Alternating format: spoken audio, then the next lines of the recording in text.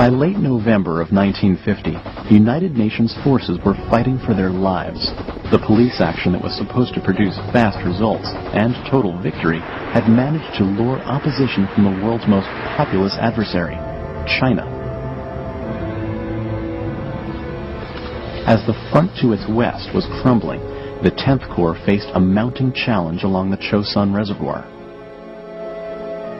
The Chosun lay high in North Korean mountain country. By late November, the cold there was blistering.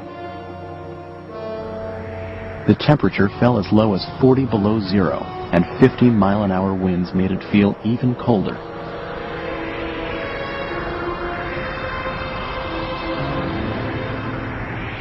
Everything the troops touched turned to ice, engine oil, gun breeches, morphine, and even their own hands and feet. The ground was so frozen that digging a foxhole was out of the question. One pastime to keep the blood flowing was a friendly snowball fight. This was certainly not the ideal place to spend Thanksgiving, but the troops made the best of it. For Thanksgiving, we were all served turkey and all the things that go with it. You had to eat fast because everything was turning cold. The gravy and then the mashed potatoes froze first. Boy, you ate fast. And all the time the snipers were shooting at us. William Davis, hospitalman. Siberian weather and enemy insurgents had taken their toll on the troops. The men had worn the same clothes for weeks, and good meals were few and far between. Troops hardly slept in the sub-zero cold.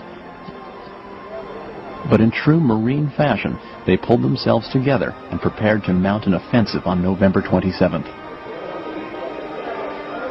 The soldiers were bracing for the worst, having heard the reports of Chinese overwhelming units to the west.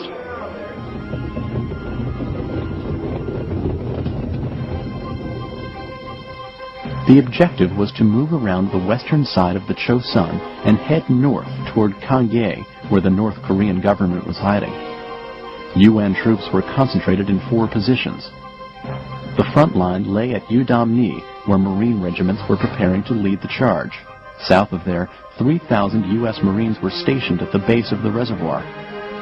Down at Koto-ri were 4,200 men, including some Army infantry and British Marines.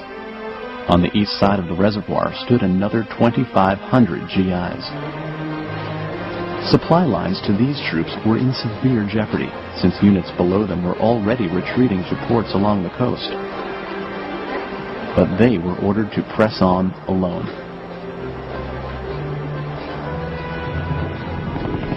To keep the supplies coming, they relied on one of the newest machines of war, the helicopter. Choppers first appeared in World War II, but improvements to their design and stability made them indispensable in Korea, especially during that Arctic winter when ground transport was next to impossible. On the western shore of the Chosin, the Marines crept forward from Udamni and found a solid wall of Chinese waiting for them.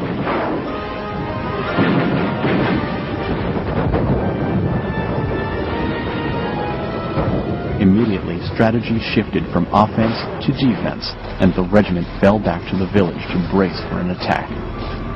It wasn't long in coming. On November 28, 1950, 6 Chinese divisions descended on Udamni. For 3 days, the battle raged. The Marines unleashed their entire arsenal on the Communists.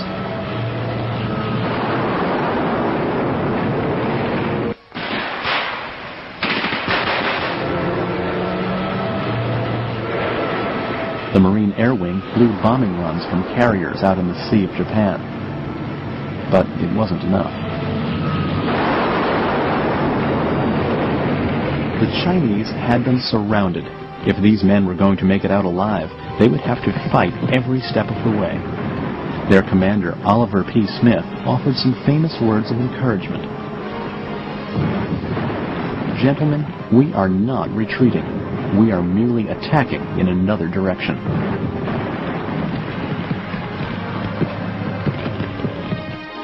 Across the Chosun to the east, an even greater disaster was unfolding. The Army 7th Division was cut off on a 4,000-foot plateau, surrounded and vulnerable. Anywhere it turned, it would face a vicious fight. Some soldiers went AWOL, off into the hills or onto the ice of the reservoir, hoping to escape the trap.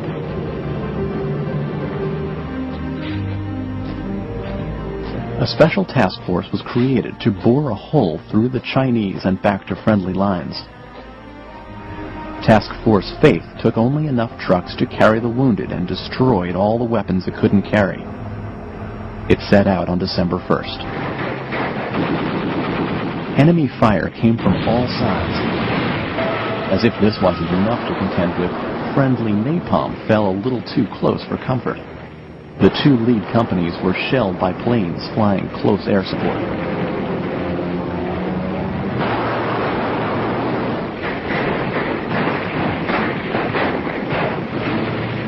The task force came upon a village swarming with communists and was completely blocked.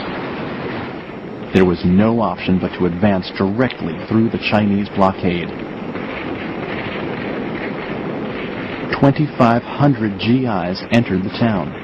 Only 1,000 made it through.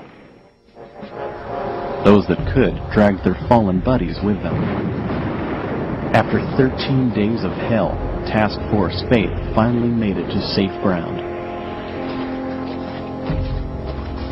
The campaign along the frozen Chosun has become legendary in modern war history. Rarely, if ever, was the cold more blistering, the enemy more unmerciful, or the escape more precarious. And the men who served there are joined forever in a brotherhood known as the Chosen Few.